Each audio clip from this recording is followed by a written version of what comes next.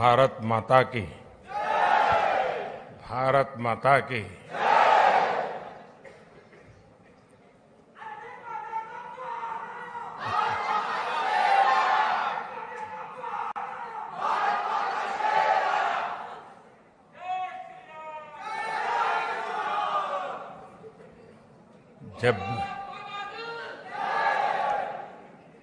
जब भी मैं जापान आता हूं तो मैं हर बार देखता हूं कि आपकी स्नेह वर्षा हर बार बढ़ती ही जाती है।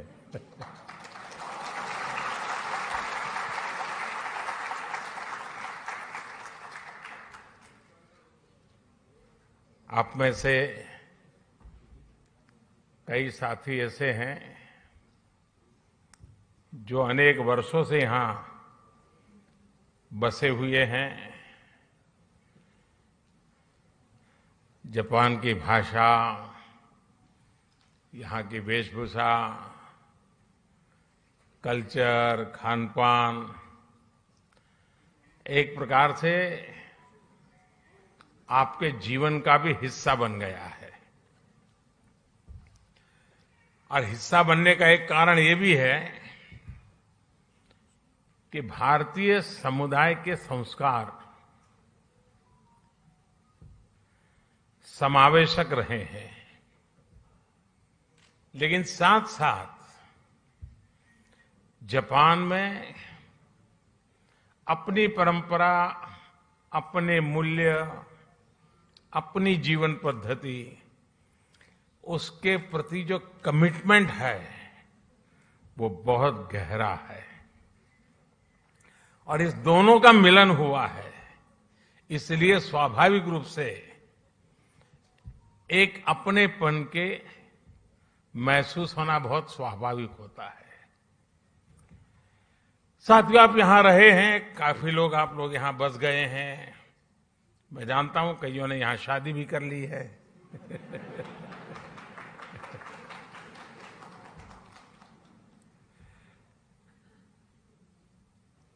लेकिन ये भी सही है कि इतने सालों से यहां जुड़ने के बावजूद भी भारत के प्रति आपकी श्रद्धा, भारत के संबंध में जब अच्छी खबरें आती हैं तो आपकी खुशियों का पार नहीं रहता है, होता है ना। और कभी कोई बुरी खबर आ जाए तो सबसे ज्यादा दुखी भी आप ही होते हैं। ये विशेषता है हम लोगों की कि हम कर्म भूमि से तन मन से जुड़ जाते हैं, खप जाते हैं, लेकिन मातृभूमि के जो जड़ों से जुड़ाव है उससे कभी दूरी नहीं बनने देते हैं। और यही हमारा सबसे बड़ा सामर्थ्य है। साथियों, स्वामी विवेकानंद जी जब अपने ऐतिहासिक संबोधन के लिए शिकागो जा रहे थे तो उससे पहले वो जापान आए थे। और जापान ने उनके मन मंदिर में, उनके मन मस्तिष्क पर एक गहरा प्रभाव छोड़ा था। जापान के लोगों की देशभक्ति, जापान के लोगों का आत्मविश्वास, यहां का अनुशासन, स्वच्छता के लिए जापान के लोगों की जागरूकता, विवेकानंद जी इसकी खुल करके प्रशंसा की थी। गुरुदेव रविंद्रनाथ जी टैगोर ये भी कहते थे, जापान एक ऐसा देश है जो एक ही साथ प्राचीन भी है और आधुनिक भी है। और टैगोर ने कहा था, Japan has come out of the immemorial East like a lotus blossoming in easy grace. All the while, keeping its firm hold upon the profound depth for which it has sprung. यानी कहना वो चाहते थे कि Japan कमल के फूल की तरह जितनी मजबूती से अपनी जड़ों से जुड़ा है, उतनी ही भव्यता से वो हर तरफ सुंदरता को भी बढ़ाता है। हमारे इन महापुरुषों की ऐसी ही पवित्र भावनाएं जापान के साथ हमारे संबंधों की गहराइयों को स्पष्ट करती हैं। साथियों, इस बार जब मैं जापान आया हूं तो हमारे डिप्लोमेटिक संबंधों को 70 साल होने जा रहे हैं, 7 दशक। साथियों, आप भी यहां रहते हुए अनुभव करते होंगे, हिंदुस्तान में भी हर कोई अनुभव करता है कि भारत और जापान नेचुरल पार्टनर है। भारत के विकास में, भारत की विकास यात्रा में जापान की महत्वपूर्ण भूमिका रही है। जापान से हमारा रिश्ता आत्मीयता का है, अध्यात्म का है। जापान से हमारा रिश्ता सहयोग का है, अपनेपन का है। और इसलिए एक प्रकार से रिश्ता हमारा सामर्थ्य का है, ये रिश्ता सम्मान का है, और ये रिश्ता विश्व के लिए साझे संकल्प का भी है। जापान से हमारा रिश्ता बुद्ध का है, बोध का है, ज्ञान का है। हमारे महाकाल है तो जापान में दाइकोकुतेन है। हमारे ब्रह्मा है तो जापान में बोनतेन है।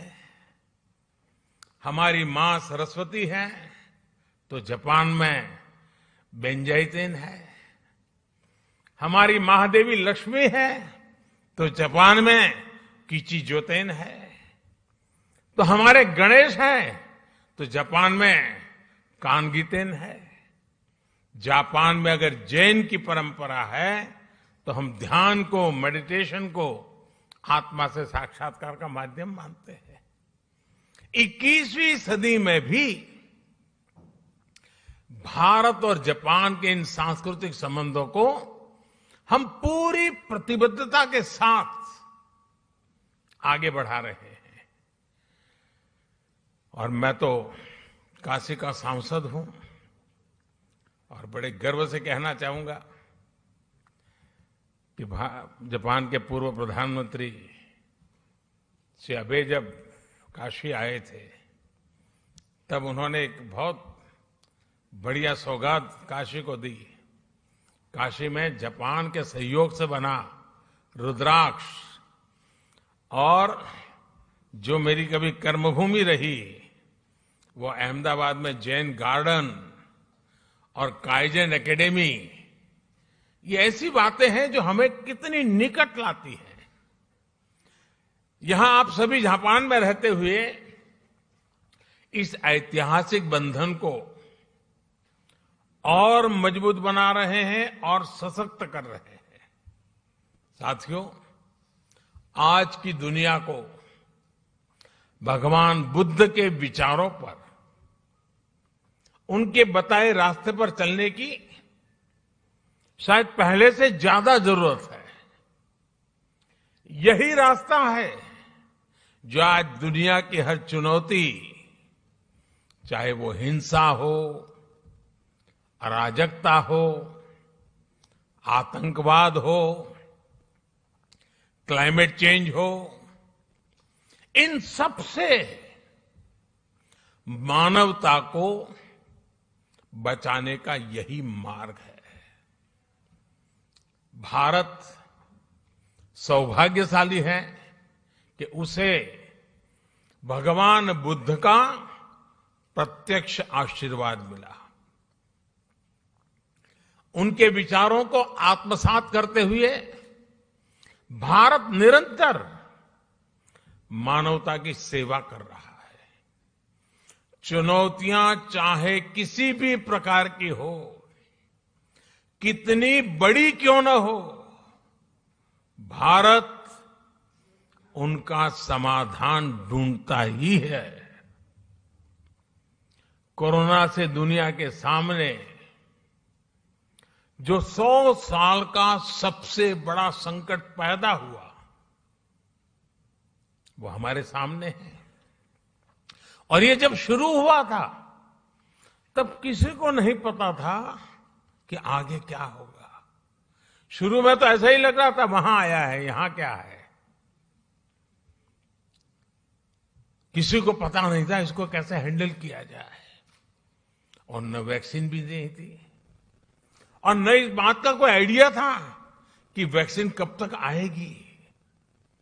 यहां तक कि इस बात पर भी डाउट था कि वैक्सीन आएगी या नहीं आएगी। चारों तरफ अनिश्चितता का माहौल था। उन परिस्थितियों में भी भारत ने दुनिया के देशों में दवाएं भेजी। जब वैक्सीन्स अवेलेबल हुई तो भारत ने मेड इन इंडिया वैक्सीन्स अपने करोड़ों नागरिकों को भी और दुनिया के 100 से अधिक देशों को भी भेजी।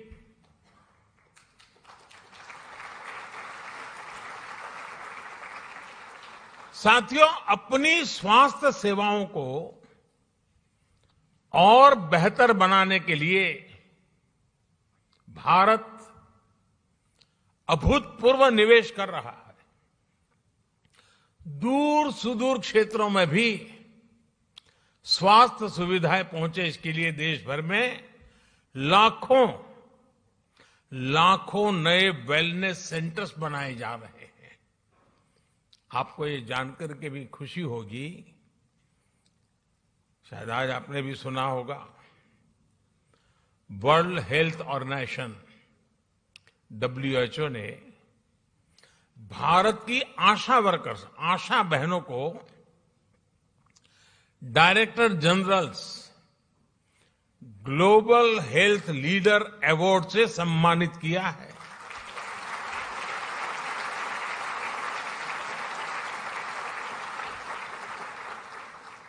भारत की लाखों आशा बहनें मैटरनल केयर से लेकर के वैक्सीनेशन तक, पोषण से लेकर के स्वच्छता तक देश के स्वास्थ्य अभियान को गति दे रही है। और गांव के अंदर मैं आज जापान की धरती से हमारी सभी आशा वर्कर बहनों को हृदय से बहुत बहुत बधाई देता हूं, उनको सैल्यूट करता हूं।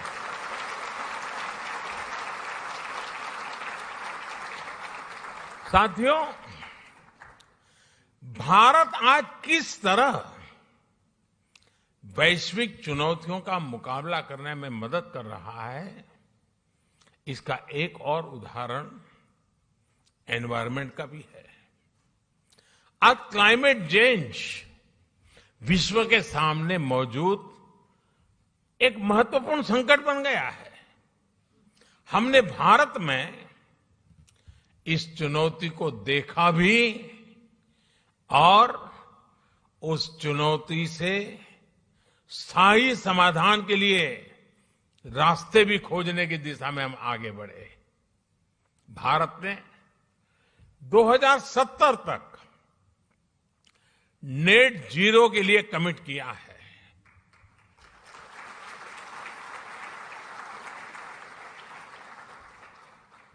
हमने इंटरनेशनल सोलर अलायंस जैसे ग्लोबल इनिशिएटिव का भी नेतृत्व किया। क्लाइमेट चेंज के कारण दुनिया पर नेचुरल डिजास्टर्स का खतरा भी बढ़ गया है। इन डिजास्टर्स के खतरों को, उनके प्रदूषण के दुष्प्रभावों को जापान के लोगों से ज्यादा बेहतर और कौन समझ सकता है। प्राकृतिक आपदाओं से जापान ने लड़ने की क्षमता भी बना दी है।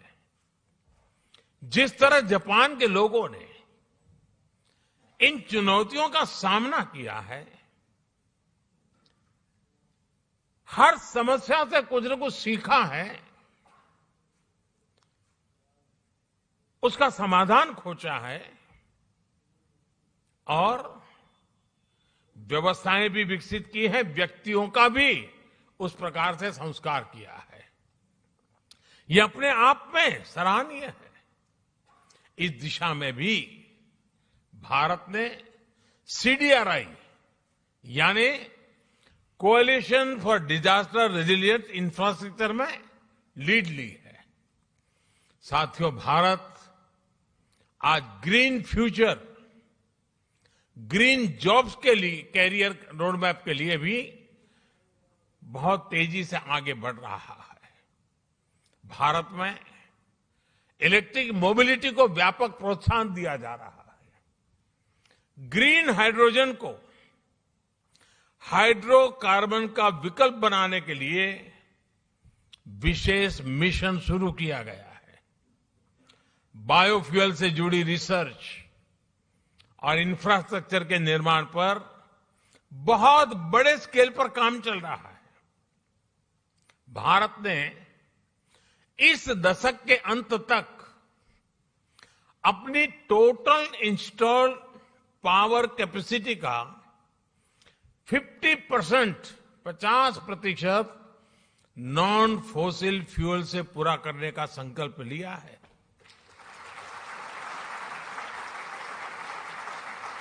साथियों, समस्याओं के समाधान को लेकर भारतीयों का जो ये आत्मविश्वास है, ये आत्मविश्वास आज हर क्षेत्र में,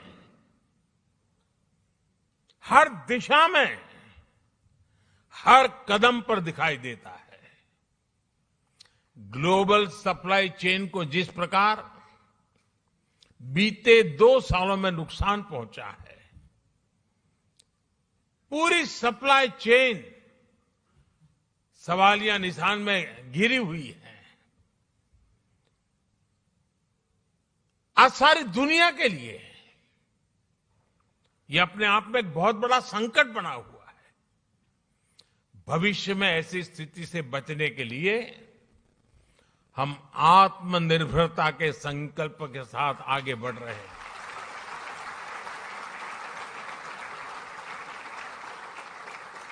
और आत्मनिर्भरता का ये हमारा संकल्प सिर्फ भारत के लिए है ऐसा नहीं है। ये एक stable, trusted global supply chain के लिए भी बहुत बड़ा इन्वेस्टमेंट है। आज पूरी दुनिया को यह एहसास हो रहा है कि जिस स्पीड और स्केल पर भारत काम कर सकता है वो अभूतपूर्व है। दुनिया को आज ये भी दिख रहा है कि जिस स्केल पर भारत अपनी इंफ्रास्ट्रक्चर और इंस्टीट्यूशनल कैपेसिटी बिल्डिंग उस पर जो जोर दे रहा है यह भी अभूतपूर्व है। मुझे खुशी है कि हमारी इस कैपेसिटी के निर्माण में जापान एक अहम भागीदार है। Mumbai Ahmedabad high speed rail हो, दिल्ली मुंबई इंडस्ट्रियल कॉरिडोर हो, डेडिकेटेड फ्रेट कॉरिडोर हो, ये भारत जापान के सहयोग के बहुत बड़े उदाहरण हैं। साथियों, भारत में हो रहे बदलावों में एक और खास बात है। हमने भारत में एक स्ट्रांग और रेजिलिएंट रिस्पॉन्सिबल डेमोक्रेसी की पहचान बनाई है। उसको बीते 8 सालों में हमने लोगों के जीवन में सकारात्मक बदलाव का माध्यम बनाया है। भारत की डेमोक्रेटिक प्रोसेस से आज समाज के वो लोग भी जुड़ रहे हैं जो कभी गौरव के साथ ये अनुभव नहीं कर रहे थे कि वो भी इसका हिस्सा है।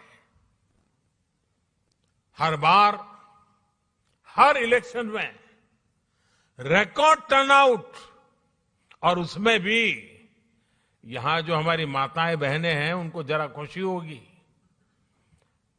आप अगर भारत के चुनावों को डिटेल में देखते होंगे तो आपको ध्यान आता होगा कि पुरुषों से ज्यादा महिलाएं वोट कर रही है।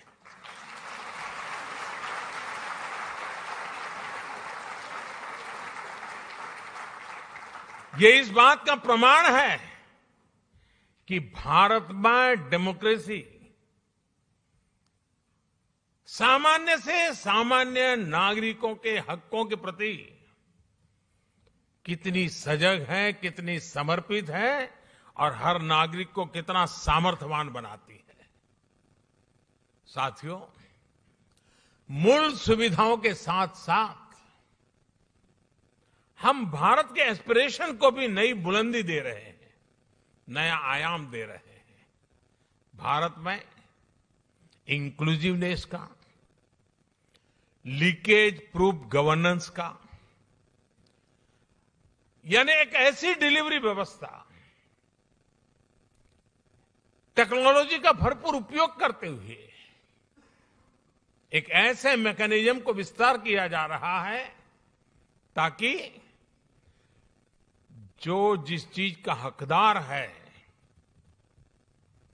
वो बिना मुसीबतें, बिना कोई सिफारिश को, बिना कोई करप्शन किए अपने हक को प्राप्त कर सकता है, और उसमें हम पूरी ताकत से जुटे हुए हैं।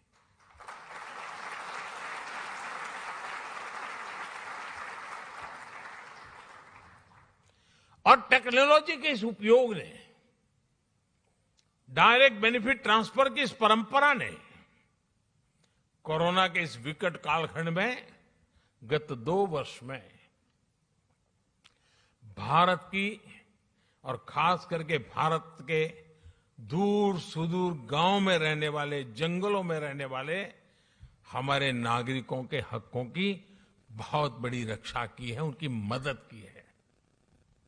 साथियों, भारत का बैंकिंग सिस्टम इन मुश्किल हालात में भी निरंतर चलता रहा, और उसका एक कारण भारत में जो डिजिटल रिवॉल्यूशन आया है,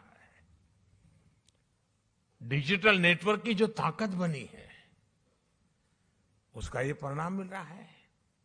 और आपको साथियों जानकर के खुशी होगी, पूरी दुनिया में जो डिजिटल ट्रांजैक्शन होते हैं ना, कैशलेस, यहां जापान में तो आप लोग टेक्नोलॉजी से भली भांति परिचित रहते हैं, लेकिन ये बात सुनकर के आनंद होगा, आश्चर्य होगा और गर्व होगा। पूरे विश्व में जितना भी डिजिटल ट्रांजैक्शन होता है उसमें से 40% अकेले भारत में होता है।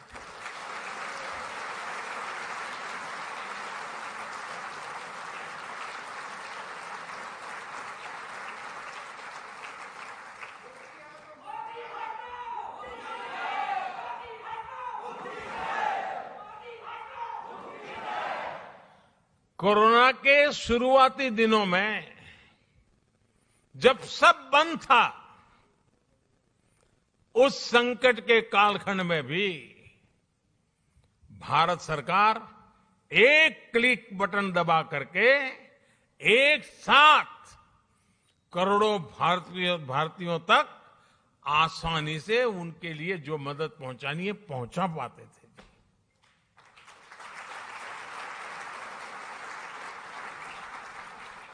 और जिसके लिए मदद तय थी उसी को मिली समय पर मिली और इस संकट से जूझने का उसे सामर्थ्य भी मिला। भारत में आज सही मायने में पीपल लेड गवर्नेंस काम कर रही है। गवर्नेंस का यही मॉडल डिलीवरी को एफिशिएंट बना रहा है। यही डेमोक्रेसी पर निरंतर मजबूत होते विश्वास का सबसे बड़ा कारण है। साथियों, आज जब भारत आजादी के 75 साल मना रहा है, आजादी का अमृत महोत्सव मना रहा है, तो वो आने वाले 25 साल यानी आजादी के 100वें वर्ष तक हिंदुस्तान को हमें कहां पहुंचाना है, किस ऊंचाई को प्राप्त करना है, विश्व में हमारे झंडा कहां कहां कैसे कैसे गाड़ना है, आज हिंदुस्तान उस रोड मैप तैयार करने पर लगा हुआ है।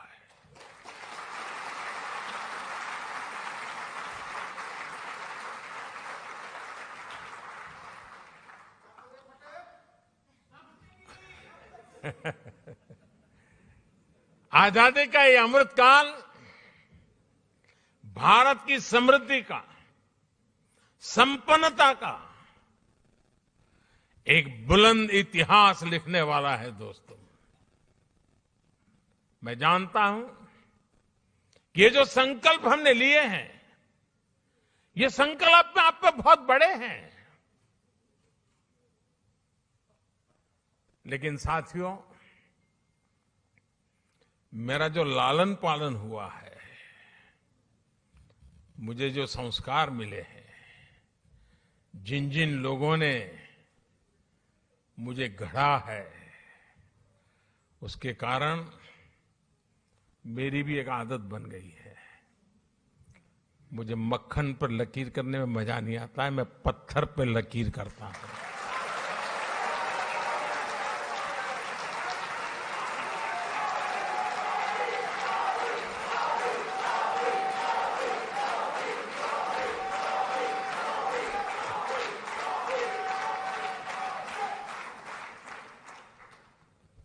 लेकिन साथियों, सवाल मोदी का नहीं है। आज हिंदुस्तान से 130 करोड़ लोग, और मैं जापान में बैठे हुए लोगों के भी आंखों में वही देख रहा हूं, आत्मविश्वास। 130 करोड़ देशवासियों का आत्मविश्वास, 130 करोड़ संकल्प, 130 करोड़ सपने, और इस 130 करोड़ सपनों को पूर्ण करने का ये विराट सामर्थ्य परिणाम निश्चित लेके रहेगा। दोस्तों, हमारे सपनों का भारत हम देख के रहेंगे।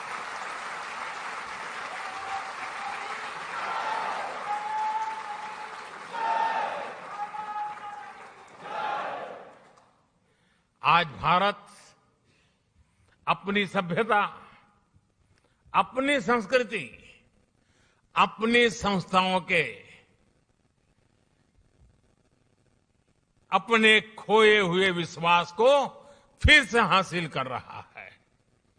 दुनिया भर में कोई भी भारतीय आज सीना तान करके, आंख में आंख मिला करके हिंदुस्तान की बात बड़े गर्व से कर रहा है।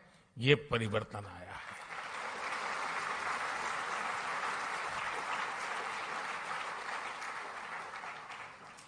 आज मुझे यहां आने से पहले भारत की महानताओं से प्रभावित कुछ लोग जो अपना जीवन खपा रहे हैं, ऐसे लोगों के दर्शन करने का मुझे मौका मिला, और बड़े गर्व से वो कह रहे थे योग की बातें, वो योग को समर्पित है। जापान में भी शायद ही कोई होगा जिसको योग की कल्पना न हो। हमारा आयुर्वेद, हमारी पारंपरिक चिकित्सा पद्धति, आजकल तो हमारे मसाले सब दूर, उसकी मांग बढ़ रही है। लोग हमारी हल्दी मंगवा रहे हैं। इतना ही नहीं साथियों, हमारी खादी,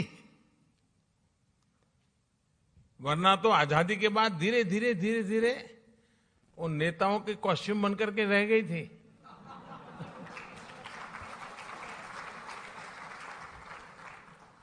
आज उसका आज पुनर्जीवन हो गया है। खादी ग्लोबल बन रही है जी। यही तो भारत की बदलती हुई तस्वीर है दोस्तों। आज का भारत अपने अतीत को लेकर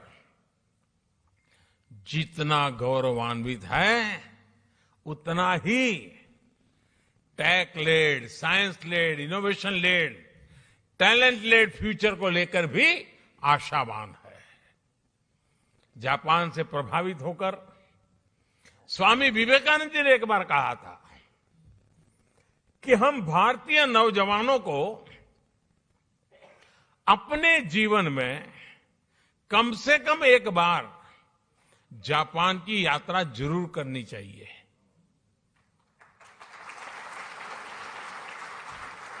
आप लोग ये वाक्य पढ़ करके आएंगे हो ऐसा मैं तो नहीं मानता हूं, लेकिन विवेकानंद जी ने भारत के लोगों को कहा था कि भाई एक बार देखकर तो आओ जापान है कैसा। साथियों, उस जमाने में स्वामी विवेकानंद जी ने जो कहा था, आज के युग के अनुरूप उसी बात को, उसी सद्भावना को आगे बढ़ाते हुए मैं कहना चाहूंगा कि जापान का हर युवा अपने जीवन में कम से कम एक बार भारत की यात्रा करे।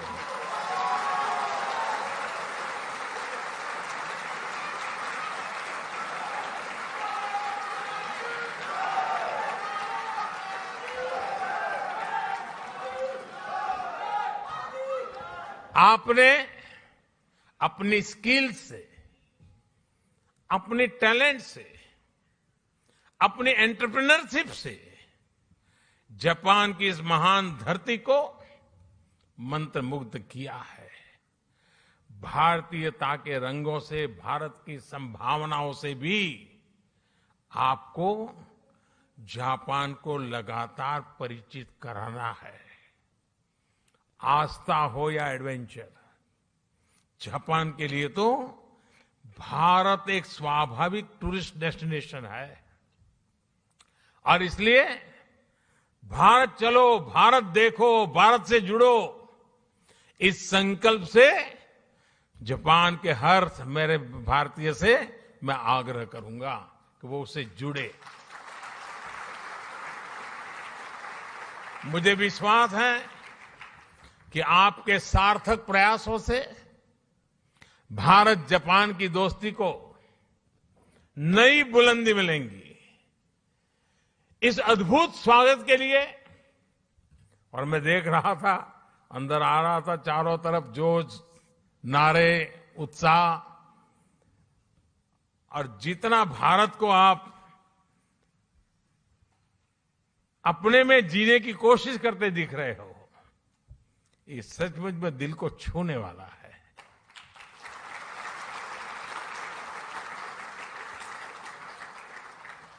आपका ये प्यार, ये स्नेह हमेशा बना रहे।